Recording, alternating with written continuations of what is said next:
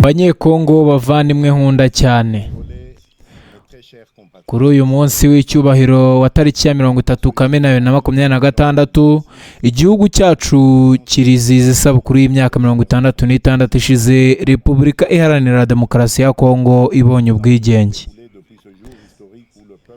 Hashize imyaka 66 kuva ku munsi w'amateka aho abanyekongo nyuma y'imyaka myinshi y'ubukoloni bahagurukiye kurwanira icyubahiro cyabo no kwemeza imbere y'isi uburenganzira bwabo budakuka bwo kwigenga, kwishyiriraho amahitamo no kugena ejo hazaza habo. Tariki ya 30 Kamena si itariki isanzwe mu ngengabihe yacu ya Repubulika. Ni urwibutso, ni isezerano kandi ni inshingano. Ni urwibutso rw'abagabo n'abagore bagaragaje ubutwari n'ubwitange bagafungura inzira y'ubwisanzure bwacu. Kuri bo ubumwe, icyubahiro n'ubusugire bw'abanyekongo byari bifite agaciro kuruta ubuzima bwabo bwite. Ni kandi isezerano yo kutazigera tureka inzozi za Kongo yigenga, yunze ubumwe kandi ifite ubusugire busesuye. Ni n'inshingano yo kurinda, gukomeza no gushyira mu bikorwa buri munsi ubwo bwigenge twaharaniwe n'ababyeyi bacu, mu nzego zacu, mu bukungu, muri diplomasi, mu mutekano no mu kwiyemeza gukorera Repubulika. Kuri uyu munsi wo gusangira ubumwe bw'igihugu, ndunamira mu cyubahiro abazanye ubwigenge bwacu, intwari zacu z'igihugu, abahitanywe no kurwanira igihugu n'abarwanye bose urugamba rw'ubwisanzure, bazwi cyangwa batazwi, bagize iki gihugu igihugu cyigenga.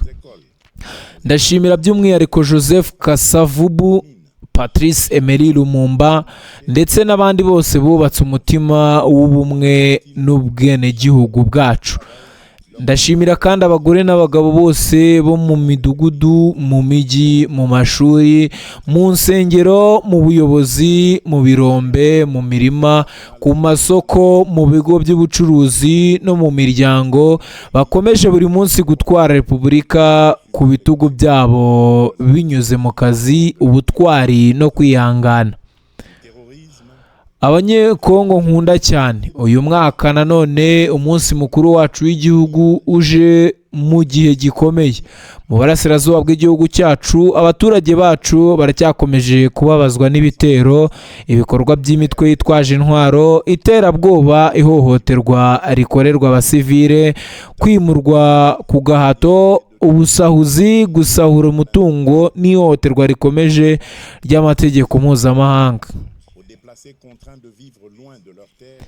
Muri aka kanya ntekereza ku bavandimwe bacu bo muri Kivu y'Amajyaruguru, Kivu y'Amajyepfo, Ituri, Tanganyika, Maniema ndetse n'utundi turere twugarijwe n'umutekano muke. Ntekereza ku miryango yabuze abayo, ku bimuwe bava mu byabo, ku bagore bahohotewe, ku bana badafite amashuri, ku bahinzi batagishobora guhinga, ku bacuruzi batagishobora gukora ibikorwa byabo no ku rubyiruko rwambuwe amahirwe n'intambara n'ubwoba. Kuri buri wese muri bo ndashaka kongera kubabwira mu izina ry'igihugu cyose ntimwibagiranye. Agahinda kanyu ni ak'igihugu cyose kandi umutekano wanyu ukomeje kuba umwe mu ntego z'ibanze z'ibikorwa byanjye. Ndashimira byimazeyo ingabo zacu, polisi y'igihugu, inzego z'umutekano ndetse n'abarwanyi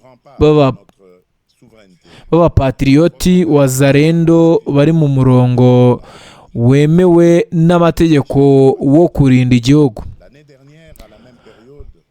Mwe muhagaze ku rugamba murinda imipaka yacu kandi mukarinda abaturage bacu, igihugu kibabwira giti murakoze.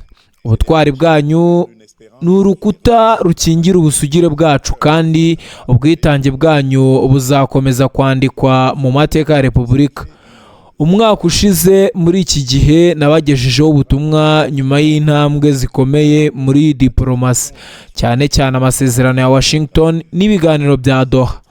Izi gahunda zatanze icyizere kandi zagaruye ikibazo cya Kongo ku rwego rw'ibitekerezo by'akarere n'isi yose.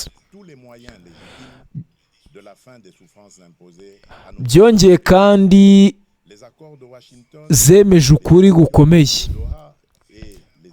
Nta mahoro arambye ashobora kubakwa mu karere k'ibiyaga bigari mu kwica ubusugire bwa Repubulika Iharanira Demokarasi ya Kongo cyangwa mu gutesha agaciro abaturage bayo.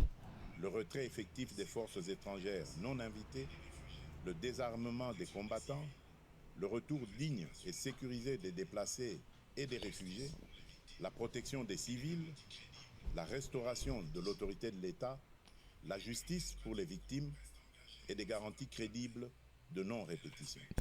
Guhitamo inzira ya diplomasi si ikimenyetso cy'ubugwari, ahubwo ni uguhitamo inshingano, ubushobozi no gushaka hakoreshejwe inzira zemewe iherezo ry'imibabaro abaturage bacu bahura nayo.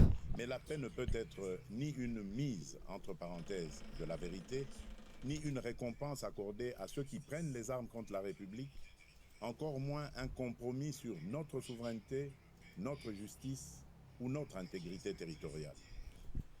La paix que nous recherchons est une paix juste, une paix qui respecte les frontières, restaure l'autorité de l'État, sanctionne les crimes et transforme nos ressources naturelles en instruments de développement et non en carburant de guerre. Amasezerano ya Washington, ibiganiro bya Doha ni icyemezo n'ibyemezo bya Montreal bizagira agaciro gusa n'ibyatanga umusaruro ugaragara kandi urambye. Gucecekesha intwaro, guhagarika inkunga ihabwa imitwe yitwaje intwaro, kuvana ingabo z'amahanga zitatumiwe ku butaka bwacu, kwambura intwaro abarwanyi, gutuma abibumbye ndetse n'indi mitwe yose yihurije hamwe iva mu gihugu cyacu,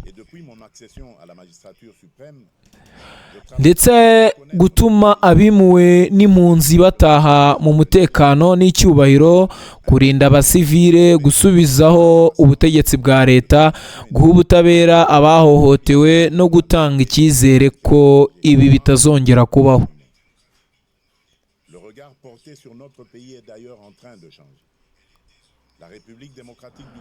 Repubulika Iharanira Demokarasi ya Kongo ikomeje kwiyemeza amahoro. Yubahiriza ijambo ryayo, yubahiriza amasezerano yayo kandi yiteguye ibiganiro igihe cyose bibaye mu kuri, mu buringanire kandi bihuje n'inyungu z'ibanze z'igihugu.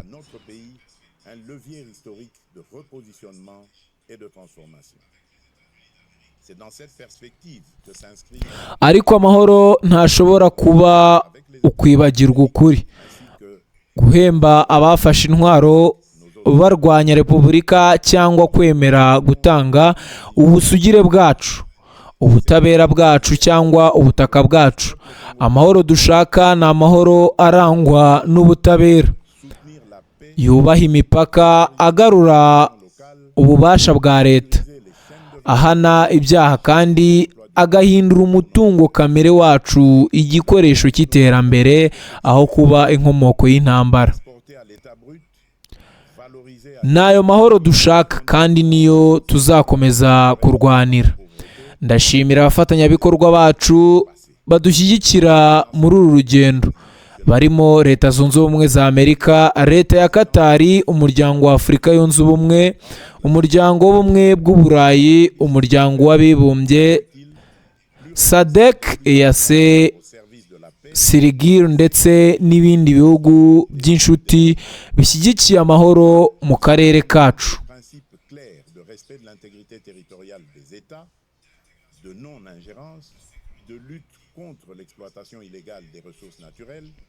D'intégration économique, de sécurité collective et de responsabilité face aux engagements pris. C'est également cette voix que notre pays portera au Conseil de sécurité des Nations Unies, notamment lors de la réunion de haut niveau que j'aurai l'honneur de présider le mois prochain sur les liens entre ressources naturelles, paix, sécurité et développement durable. Notre message sera clair. Les ressources naturelles de la République démocratique du Congo ne doivent plus être regardées comme une malédiction. Elles doivent devenir un levier de paix, de prospérité, de souveraineté, de justice et de transformation pour le peuple congolais. repubulika iharanira demokarasi ya kongo ntizongera gufatwa nk'igihugu cyifuzwa gusa kubera umutungo wacyo gisahurwa cyangwa gisenywa. Ibyo nabirahiriye igihugu kuva nagirwa perezida wa repubulika. Nkomeje gukora ibishoboka byose kugira ngo igihugu cyacu kimenyekane nk'inkingi y'amahoro, iterambere, impinduka mu rwego rw'ingufu, ituze ry'akarere n'ubusabane mu iterambere muri Afurika no ku isi. Recherche médicale, notamment à travers l'expertise reconnue à l'Institut national de recherche biomédicale, l'INRB ainsi. Alors que ces efforts se poursuivent, notre pays fait face à une nouvelle épreuve sanitaire, la résurgence de l'épidémie. Uburyo isi ireba igihugu cyacu burimo guhinduka. Repubulika Iharanira Demokarasi ya Kongo ntikibonwa gusa nk'igihugu cy'amakimbirane, ahubwo iragenda ifatwa nk'igihugu gitanga ibisubizo, cyane cyane kubera amabuye y'agaciro y'ingenzi nka cobalt, coltan, lithium ndetse n'ayandi asanzwe afasha kubaka ejo hazaza h'isi kandi aha igihugu cyacu amahirwe yihariye yo kwiyubaka no kwihindura. Ni muri urwo rwego twubaka ubufatanye bwihariye na Leta Zunze Ubumwe za Amerika ndetse n'abandi bafatanyabikorwa bacu. Ubufatanye bugomba gukorera inyungu z'ibanze z'abanyekongo, gushimangira ubusugire bwacu, gushyigikira amahoro, guteza imbere inganda z'imbere mu gihugu no guha urubyiruko rwacu akazi karambye. Igihe amabuye y'agaciro yacu yacukurwaga hano akoherezwa hanze adatunganyijwe agahabwa agaciro ahandi, mu gihe abaturage bacu bakomeje kubaho mu bukene, icyo gihe kirarangiye. Ni muri uwo murongo kandi Repubulika Iharanira Demokarasi ya Kongo iyoboye ubu umuryango mpuzamahanga w'akarere k'ibiyaga bigari. Ifite intego yo kuwugira urubuga rufitiye akamaro amahoro, umutekano, ituze n'iterambere risangiwe. Turimo kurengera amahame asobanutse, kubaha ubusugire bw'igihugu, kutivanga mu bibazo by'ibindi bihugu no kurwanya isahurwa n'ikoreshwa ritemewe ry'umutungo kamere, ubufatanye mu bukungu, umutekano rusange n'inshingano zo kubahiriza ibyo twiyemeje. Que l'ensemble de la population a demeuré vigilant, responsable et discipliné. Ebola n'est ni une rumeur ni une honte. Banyekongo nkunda cyane, ubuzima bw'abaturage bwacu bukomeje kuba kimwe mu by'ingenzi leta yacu ishyira imbere. Nta gihugu cyashobora kugera ku iterambere rirambye kidafite gahunda y'ubuzima ikomeye, yoroshye kugerwaho kandi ishoboye guhangana n'ibibazo.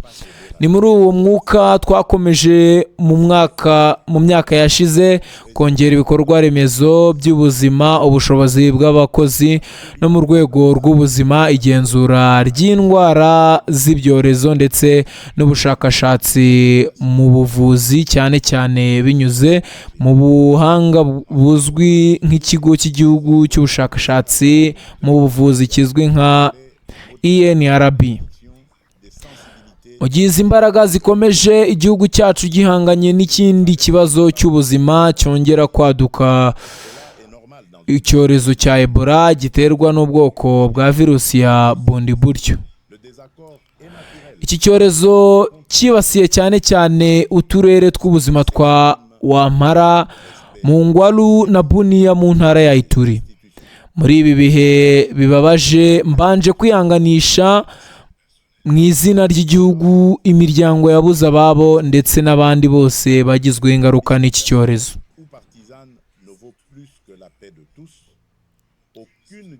hateguwe gahunda yuzuye yo kurwanya iki cyorezo ifite ingengo y'imari ya miliyoni 379 z'amadolari y'Amerika. Leta yahise itanga amafaranga y'ibanze mu buryo bwihuse kugira ngo ishyigikire ibikorwa biri ku rugamba, ihagarike ikwirakwira ry'indwara kandi ikize ubuzima bw'abaturage benshi bishoboka. Ndashimira ubutwari n'ubunyamwuga by'abaganga bacu, abashakashatsi, abaforomo, abatekinisiye bo muri laboratwari, abajyanama b'ubuzima mu baturage, amakipe akurikirana ibyorezo, abayobozi b'intara, abayobozi gakondo, abafatanyabikorwa ba tekinike n'abaterankunga ndetse n'abaturage bo mu duce twibasiwe n'iki cyorezo.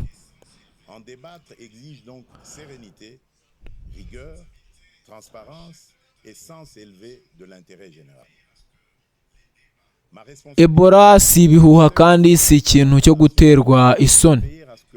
Ni ikibazo gikomeye cy'ubuzima gisaba inshingano, ubufatanye no kuvugisha ukuri.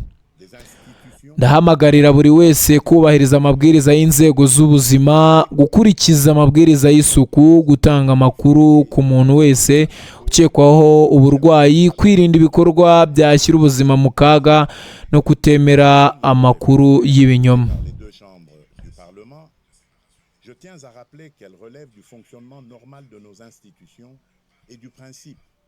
Abanyekongo nkunda cyane, kuri uyu munsi wihariye ndashaka kuvugana n'abanyekongo bose hatitawe ku bitekerezo byabo, imyemerere yabo cyangwa amashyaka yabo ya politiki.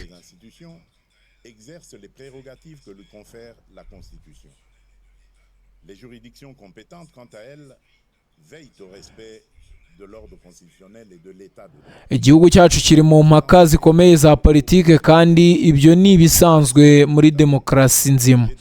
Impaka ni uburenganzira, kutumvikana ni ibisanzwe kandi kunyuranya mu bitekerezo ni ingenzi igihe bikorwa mu kubaha Repubulika, inzego zayo, amategeko yayo n'inyungu rusange z'igihugu. Ariko ndashaka kwibutsa ihame rikomeye: nta nyungu bwite cyangwa z'ishyaka zifite agaciro kuruta amahoro y'igihugu. Nta kutumvikana kwa politiki gukwiye kuruta ubumwe bwa Repubulika. Nta mugambi wo gufata ubutegetsi cyangwa kuburwanya ugomba guhungabanya ubusugire bw'abanyekongo. Muri demokarasi nta kibazo gifitiye igihugu akamaro kigomba kubuzwa kuganirwaho cyangwa gutekerezwaho, ariko kandi nta mpaka zirebana n'amasezerano shingiro y'igihugu zigomba gukorwa mu kwihuta, mu kuyobya abaturage cyangwa mu nyungu za politiki gusa. Itegeko nshinga si igikoresho gikoreshwa bitewe n'ibihe cyangwa inyungu z'ako kanya. Niryo ritegura ubuzima bwacu nk'igihugu, rikarinda uburinganire bw'inzego zacu, rigashimangira uburenganzira bw'abaturage kandi rikarinda ituze rya Repubulika.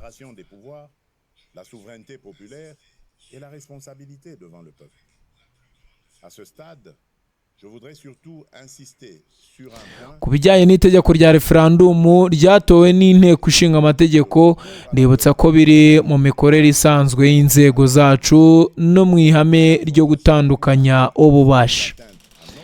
Muri Repubulika ya Demokarasi, inteko ishinga amategeko iraganira, igafata ibyemezo kandi igashyiraho amategeko. Perezida wa Repubulika nk'umurinzi w'imikorere myiza y'inzego akoresha ububasha ahabwa n'itegeko nshinga.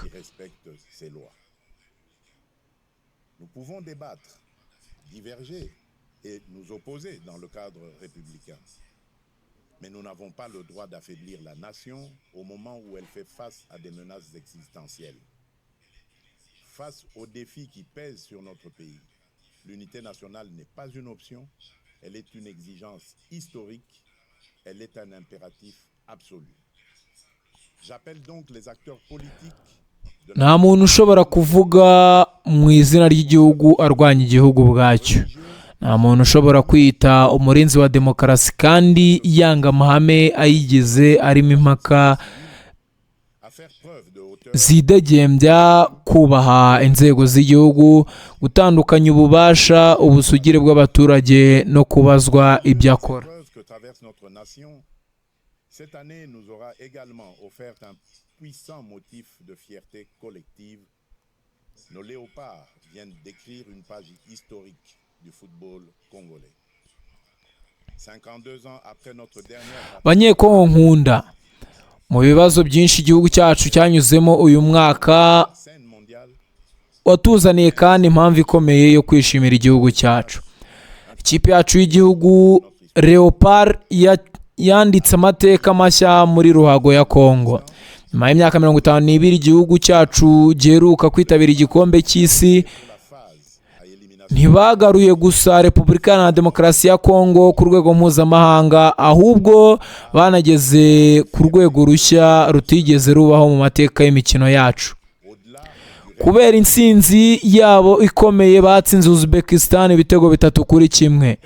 qu'aucun objectif n'est Ikipe y'igihugu bageze mu cyiciro cyo gukuranamo, baha abanyekongo bose ibyishimo byinshi, amarangamutima akomeye n'ishema rirenze ibya siporo gusa. en plusieurs semaines. Nos différences se sont effacées. Uretse intsinzi, iki gikorwa gifite ibisobanuro bikomeye.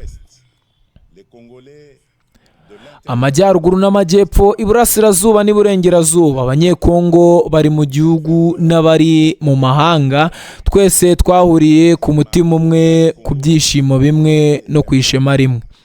Iyi niyo Kongo tugomba kubungabunga no gukomeza kubaka. Kongo yunze ubumwe, ifite inzozi nini, leur courage yihangana kandi yiyemeje gufata umwanya wayo mu bihugu by'isi. monde que la République démocratique du Kubera ubutwari bwabo, kurwana kwabo no gukunda ibara ry'igihugu, ikipe y'igihugu bibukije isi ko Repubulika Iharanira Demokarasi ya Kongo itari igihugu cy'ibibazo gusa. Kongo ni impano, ubutwari, disipurine, kwihangana, ubushobozi bwo gukomeza kwizera kugeza ku munota wa nyuma nubwo urugendo rwaba rukomeye. ainsi qu'à toute la jeunesse congolaise qui s'est reconnue dans cette magnifique aventure. À nos léopards qui s'apprêtent désormais à défier l'Angleterre en 16e de finale, je veux adresser un message simple. Entrez sur le terrain avec la sérénité de ceux qui ont déjà honoré la nation, mais aussi avec l'audace de ceux qui savent que l'histoire n'a pas encore livré son dernier mot. Jouez avec discipline, courage, Ubutumwa ku ikipe y'igihugu: mukine mufite disipurine, ubutwari, ubwenge kandi cyane cyane mutagira icyo mwicuza. Mwamaze gushimisha abanyekongo bose, mwamaze gutuma igihugu cyose kibaterwa ishema.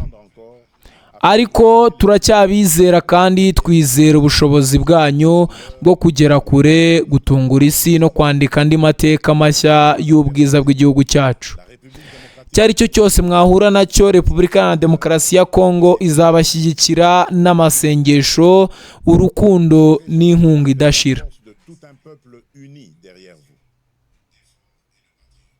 Le sport est une école Mwinjire mu kibuga mufite imbaraga z'abaturage bose bahagaze inyuma yanyu. Siporo ni ishuri ryigisha disipurine, ubumwe, umurimo no gukunda igihugu.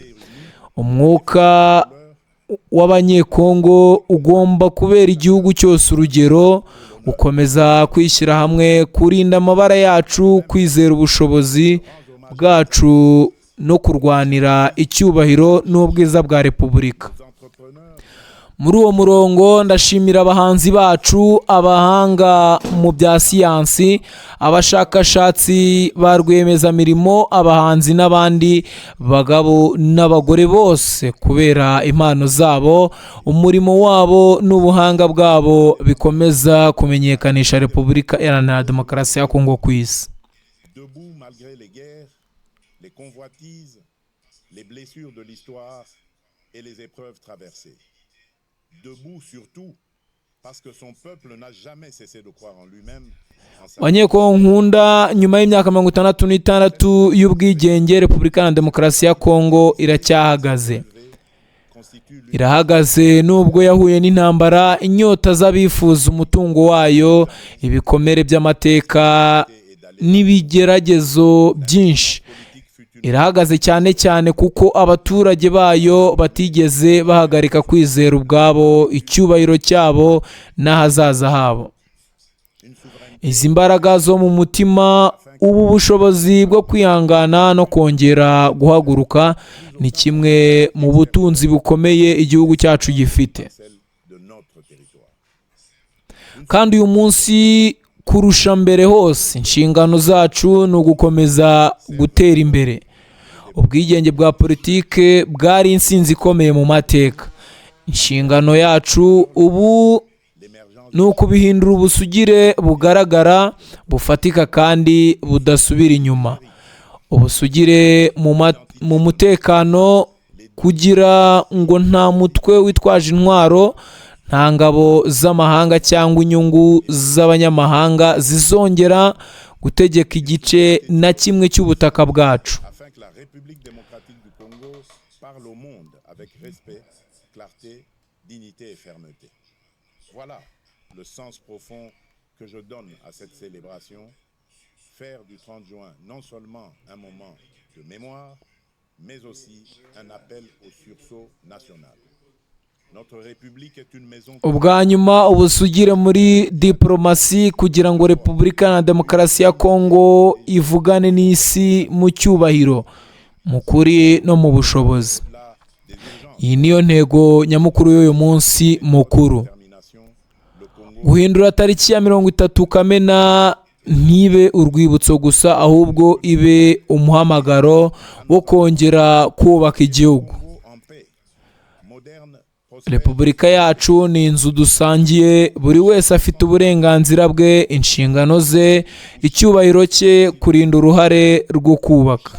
jeune peut trouver sa place, exercer son talent. Niyo mpamvu tugomba kureba kure y'ibibazo by'ubu kandi tugategura neza Kongo yo muri 2030, 2040 na 2050. Ce Congo ne se construira ni par la résignation, ni par la division, ni par l'attente passive, Kongo dushaka pas par le travail, gusigira abana bacu ni Kongo y'amahoro igezweho, iterambere kandi yubashywe. chaque Congolaise et chaque Congolais a une part à prendre dans Ni cette Kongo aho buri mwana azabona uburezi bufite ireme, buri muryango ukabona ubuvugizi bwiza, buri rubyiruko rukabona umwanya wo kugaragaza impano zarwo no kugera ku nzozi zarwo. le magistrat qui rend Ni Kongo aho umutungo w'igihugu uhinduka imirimo, ibikorwa remezo, serivisi za leta n'imibereho myiza y'abaturage. le citoyen qui respecte la loi Iyi Kongo ntizubakwa no kwiheba, amacakubiri cyangwa gutegereza gusa. Izubakwa n'umurimo, disipurine, ubumwe, ubunyangamugayo no gukunda igihugu. L'indépendance nous a donné une nation Buri munyekongo afite uruhare muri iki gikorwa. à servir, à protéger et à élever. Car le patriotisme n'est pas seulement un sentiment, il est une conduite, une discipline, une manière de servir, de Kuri iyi tariki ya 30 Kamena duhagurukana icyizere, ubutwari n'urukundo rw'igihugu, twunze ubumwe mu kuri, dushikamye mu busugire bwacu, dufite inshingano mu bikorwa byacu, dufatanye kandi twizeye ejo hazaza. souveraineté, responsable dans l'action Umunsi mwiza w'ubwigenge kuri mwese. Imana ihe umugisha Repubulika na Demokarasi ya Kongo, abaturage bayo ndetse à tous. n'abahisemo nk'igihugu cyo guturamo. Murakoze. Et tous ceux qui l'ont choisi comme pays de résidence, je vous remercie.